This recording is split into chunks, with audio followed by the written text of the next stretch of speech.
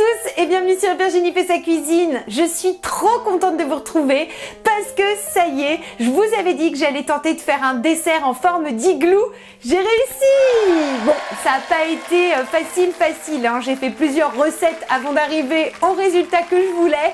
Mais ça y est, il est trop beau le résultat, il est magnifique. Les petits igloos sont mignons et puis l'intérieur est juste trop bon. C'est une recette gourmande, une coque en chocolat blanc, l'intérieur mousse de chocolat noir, un croustillant praliné. Franchement, c'est super bon. On n'a pas besoin d'utiliser le four, hein. Tout se fait avec les plaques de cuisson, donc c'est génial. Bref, je vous explique comment on fait ça. C'est très facile et ça va plaire à vos invités et à vous aussi. La suite, c'est tout de suite et c'est sur Virginie fait sa cuisine.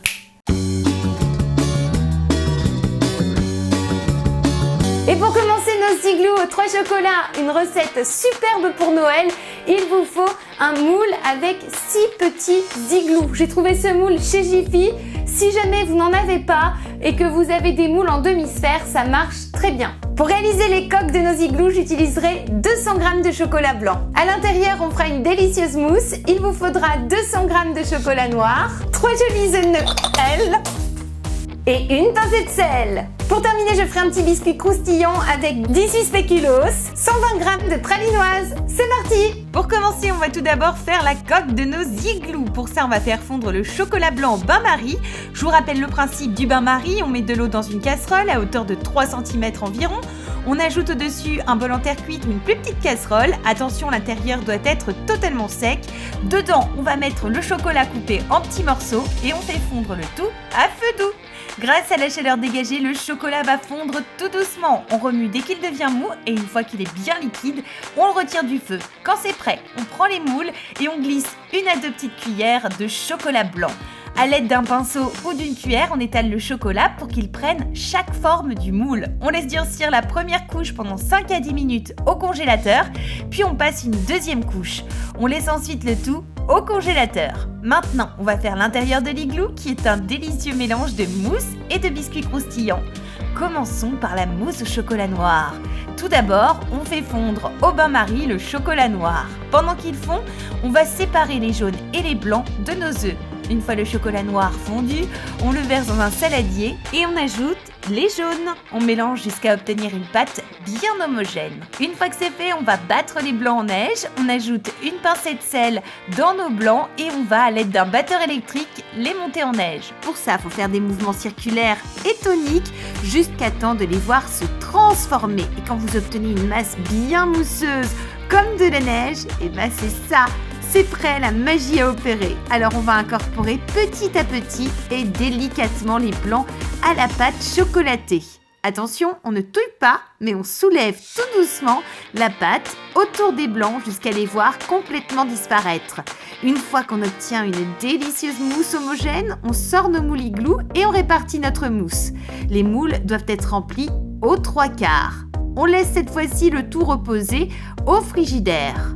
Dernière étape, on va donner un peu de croustillant à notre dessert en ajoutant un petit biscuit praliné tout délicieux. Pour ça, on va faire fondre notre chocolat praliné au bain-marie. Pendant ce temps, on prend nos spéculoos, on les met dans un petit sac de congélation et avec un rouleau à pâtisserie, on va réduire les gâteaux en miettes. Une fois le chocolat fondu, on le met dans un saladier, on rajoute les spéculoos et on mélange. On sort maintenant nos igloos et on va apposer au-dessus de chacun une bonne cuillère de croustillant. En fait, ça va servir de base, donc c'est vraiment très important de bien recouvrir toute la base des igloos.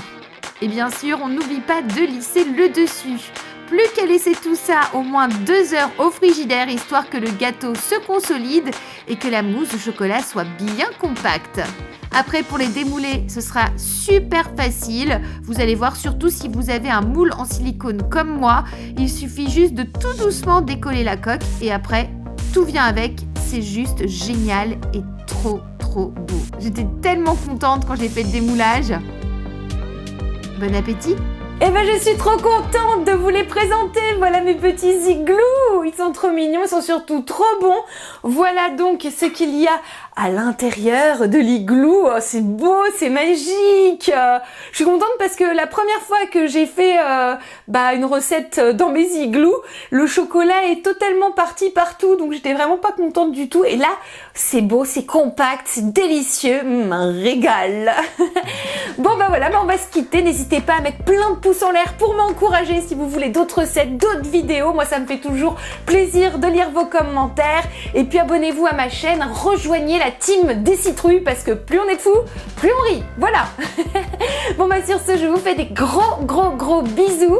J'espère que vous êtes prêts pour Noël, que vous avez tous vos cadeaux. Moi je suis à l'arrache, comme d'habitude. D'ailleurs, si vous aviez une petite idée pour ma sœur Alizéa, n'hésitez pas à me le dire en bas dans les commentaires parce que en ce moment je sèche, il va falloir que je trouve hyper vite. Voilà, je vous fais des gros bisous, puis je vous dis à très vite pour de nouvelles aventures.